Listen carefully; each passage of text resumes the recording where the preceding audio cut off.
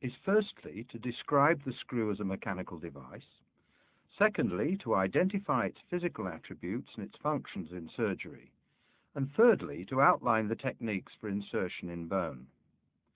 After studying this guide, you should be able to identify the basic screw forms and sizes of the AO armamentarium and outline the principles underpinning the surgical techniques of using screws to achieve a variety of outcomes. Asked the question, what is a screw? Surprisingly few can describe a generic screw's basic function. All these are screws: aircraft and ships' propellers, a corkscrew, and surgical screws. What have they in common as mechanical devices? A screw is a device for converting rotational forces into linear motion. Due to the helical morphology of the thread, as it turns in a material, the slope of the helix causes the screw to move along the longitudinal axis of its shaft. With the exception of some corkscrews, a generic screw has a solid central core, about which is wrapped a helical surface. In the surgical context, most screws have a screw head, the function of which will be described later. One of the basic attributes of surgical screws is the material of which they are made. Most are metal, either stainless steel or titanium, there being inert, or virtually inert, in the body tissues. Of course, biodegradable screws are made of a variety of materials that are not inert in the body tissues, as they are designed to be absorbed slowly. Some screws are threaded throughout the length of their cores, fully threaded screws. Others are only partially threaded over a portion of the core furthest from the screw head, so-called partially threaded or shaft screws. They were also referred to as lag screws in the past, but the term lag is now reserved for describing the function of a screw, not its thread form. This slide uses as an example the thread of a screw designed to gain a hold in cortical bone, a cortical screw. A surgical screw is a device manufactured to high specifications and is to be used with care and precision. In order to select the correct instruments and technique for insertion of any screw, the surgeon needs to be familiar with its dimensions. The symbol of a circle cut through with a slash represents diameter. The diameter of the core determines the minimal hole size for the screw to be accommodated in the bone, and so determines the drill used to create the pilot hole for the screw. The outside thread diameter, as illustrated, determines the minimal size of any hole through which the screw will glide without the threads purchasing in the bone. This is sometimes known as the nominal diameter of the screw, as the screws are often named by this dimension. For example, the standard cortical screw has an outside diameter of 4.5 millimeters and is called a 4.5 cortical screw. The effective thread depth is the maximum depth of the helix theoretically available for gaining purchase in the bone, and thereby driving the screw forward when it's rotated. It is half the difference between the core diameter and the outside thread diameter. An appropriate length of screw needs to be chosen. Too long, and it may cause problems by irritating the soft tissues or protruding subcutaneously. Too short, and it will not gain full purchase in the bone. The techniques of measuring the correct screw length will be considered shortly. The pitch of the screw is the length traveled by the screw with each 360-degree turn of the helix. The shorter that distance, the finer the pitch. The longer that distance, the coarser the pitch. The finer the pitch, the more turns of the helix engage in a given depth of cortex. The screw head has two functions. One is to permit the attachment of a driver in order to produce the necessary rotation. This is achieved either by slotting the head, as in wood screws but no longer in surgery, or by producing a shaped recess. This is usually hexagonal, but may be a crosscut or a star shape. The second function of the screw head is to arrest motion when the head contacts the surface of the bone or plate hole, or washer, which is effectively a one-hole plate. For this reason, the diameter of the head must be greater than the outside thread diameter. To introduce a screw into a firm and relatively unyielding material, such as cortical bone, certain steps are essential. A core diameter pilot hole is drilled. As already described, this is determined by the diameter of the core of the screw. For example, the core diameter of a standard cortical screw is 3.1 millimeters, and so a 3.2 millimeter drill bit is used for the pilot hole. If the screw is inserted so that the head will directly contact the cortical bone surface, the bone is countersunk to receive the head. This will be discussed shortly. A female thread then needs to be created in the cortical bone to accommodate the male helix of the screw thread.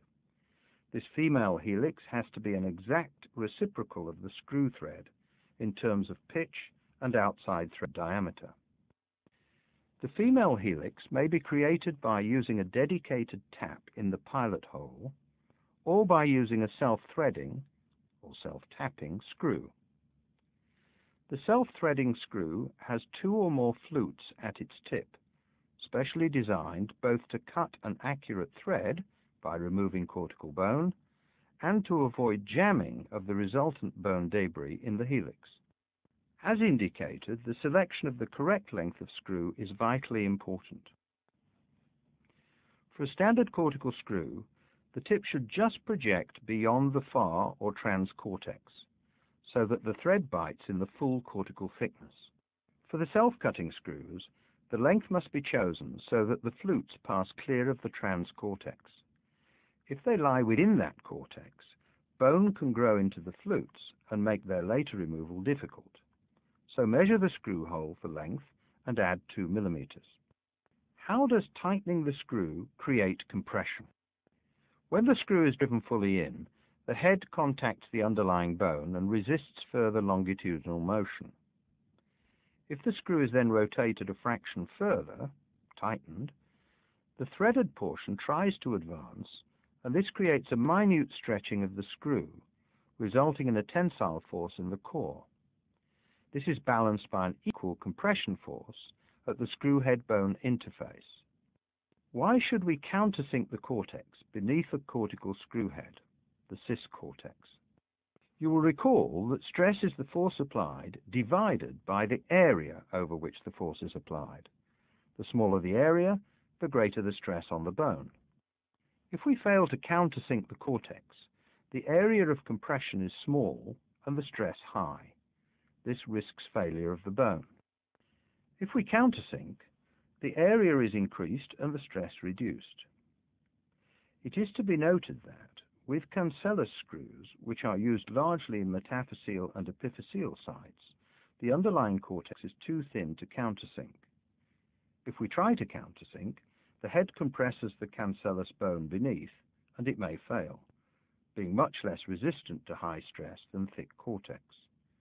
What we do in that case is not to countersink, but to use a washer, which increases the area over which the screw head compression is borne, thereby reducing the stress.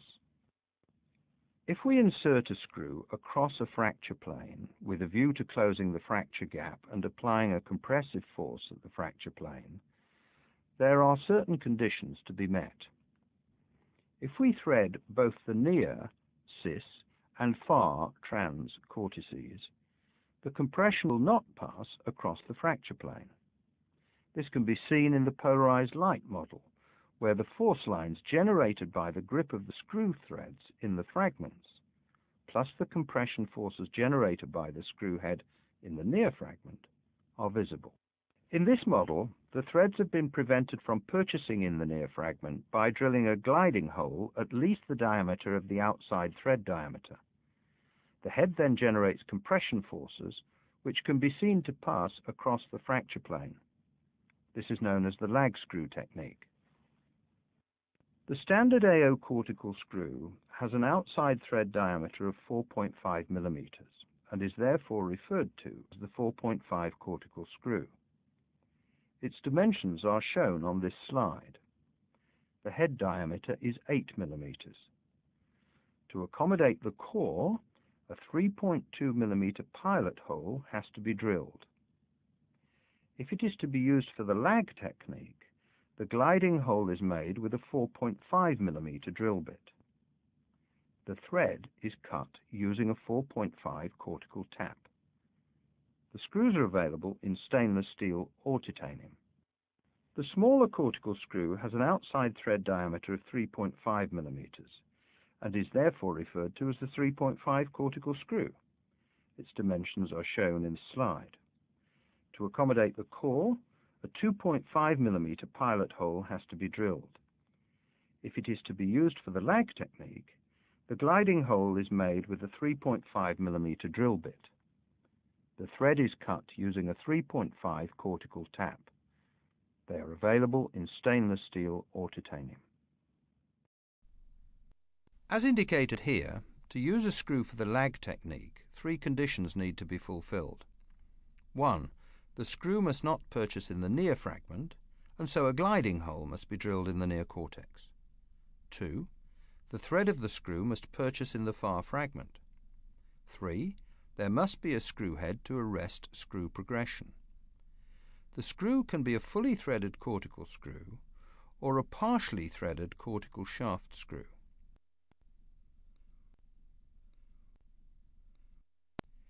In the standard lag technique, the gliding hole is drilled first from outside in, using a drill equal to the outside thread diameter of the screw.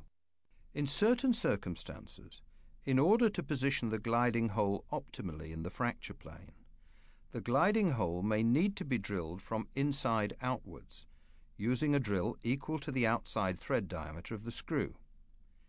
This requires very careful rotation of the fragment to reach its endosteal surface. The biology of the fragment should not in any way be compromised by this manoeuvre. Very rarely, if there is a narrow spike at the tip of the far fragment, which would be difficult to drill optimally through a sleeve in the gliding hole after reduction, a technique can be used whereby the pilot hole in the far fragment is drilled first from inside out. The post of a specially curved drill guide is then engaged in the pilot hole and the fracture reduced. With gentle traction on the curved drill guide, the 4.5 drill sleeve is introduced through the sleeve of the curved guide, and the gliding hole drilled through the 4.5 sleeve coaxially with the pilot hole. This requires great skill and experience, but is rarely necessary. Following the drilling of the gliding hole, diagram 1, anatomical reduction of the fracture, and then drilling the pilot hole, diagram 2, the near cortex is countersunk, diagram 3. The use of the depth gauge is critical for oblique screw tracks. It is tempting to hook the guide on the acute angle of the far hole, but, as illustrated here, this will give a screw length measurement that will be too short. It is the obtuse angle that must be engaged. If this proves impossible, then hook onto the acute angled side of the screw hole and then add 2 or 4 millimeters depending on the obliquity. Following depth measurement, the correct length of screw is chosen. The final step is to tap the far cortex. This is a precision maneuver, and the use of the tap requires great skill and surgical discipline. The tap must never be used in a power tool. The tap should only ever be used through a tap sleeve. Not only does this protect the soft tissues, but it controls the alignment of the tap. The tap can cut a thread as it is withdrawn as well as when inserted. Therefore, if the tap is slightly angled as it is withdrawn, it will cut a second female helix and damage the thread that it cut on insertion. This can compromise the screw hold. Such a double helix is avoided by controlling the axis of the tap carefully, using the tap sleeve as the tap is gently unscrewed from the pilot hole. If a screw is inserted by the lag technique perpendicular to the long axis of the bone, it produces maximum resistance to any shear forces generated by axial loading. On the other hand, if the screw is inserted perpendicular to the fracture plane, it produces maximum interfragmentary compression. These competing objectives can be managed in one of two ways. Firstly, two screws can be inserted, one perpendicular to the bone's long axis and the other perpendicular to the fracture plane. The other option is to produce maximal desirable interfragmentary compression with one or more screws perpendicular to the fracture plane, and then achieve resistance to shear by using a plate to protect the primary screw fixation, the so-called protection or neutralization function of the plate. It is clearly important that the holes in the near and far cortices be coaxial. If the holes are not coaxial, as the screw engages both fragments, the reduction of the fragments will be affected. For similar reasons, an interfragmentary screw should pass perpendicular to the fracture plane, with the holes in the centre of each fragment in a transverse section. So far, we've concentrated largely on cortical screws, which are designed to gain thread purchase in hard cortical bone. Cancellous screws are designed to be used where the screw thread must gain a hold in cancellous bone.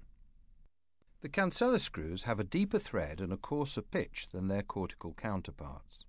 In addition, the tip is of a different design for reasons to be explained. Note that the spiral of the helix increases from a point at the tip to the full thread diameter over 2 complete turns. Those cancellous screws that are not fully threaded have a smooth shaft. The head design is similar to that of the equivalent cortical screw. Cancellous screws create their own thread not by removing bone, but by impacting it aside, rather as a snowplough creates a path through the snow.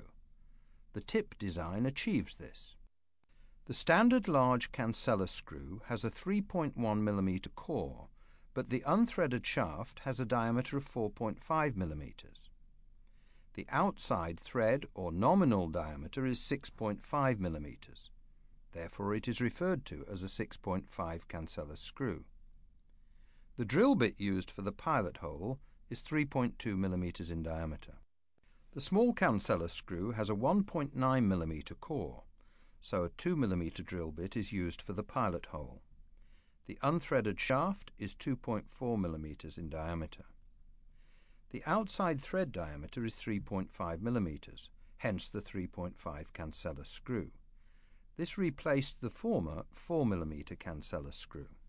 Cancellous screws may be fully threaded for use in attaching plates to intact metaphyseal areas, or partially threaded for using as lag screws through a fracture plane. The 6.5 cancellous partially threaded screws have either a 16 mm or a 32 mm threaded length. The small cancellous screws also have a fully threaded version or a partial thread, the length of which is proportional to the overall screw length. Let us take a distal femoral unicondylar fracture, such as this 3-3-B1 fracture, as a model to demonstrate points of technique of inserting one or more 6.5 cancellous lag screws. The fracture is first reduced and held provisionally with one or more Kirschner wires. A 3.2 mm pilot hole is then drilled across the fracture plane and its depth measured. A 6.5 cancellous tap is used only to open the thin metaphyseal cortex and the immediately underlying cancellous bone. The screw of chosen overall length and thread length is then inserted. If the cortex is anything other than strong, then a washer is used. If in doubt, use a washer. As the screw is driven home, the tip creates the thread in the bone by impacting it aside. There is no need to drill the cortex to 4.5 mm to accommodate the shaft. This will enter the bone with ease once the 6.5 mm thread has been created. As the screw is tightened, the fracture plane is compressed. Cannulated cancellous screws are available and can be used, a guide wire being inserted instead of one of the Kirschner wires, at the stage of temporary stabilization after reduction. In conclusion, this guide has hopefully made you comfortable with the essential attributes of the commonly used surgical screws and the techniques for their insertion. This will equip you with a basic understanding of the use of one of the most fundamental surgical tools.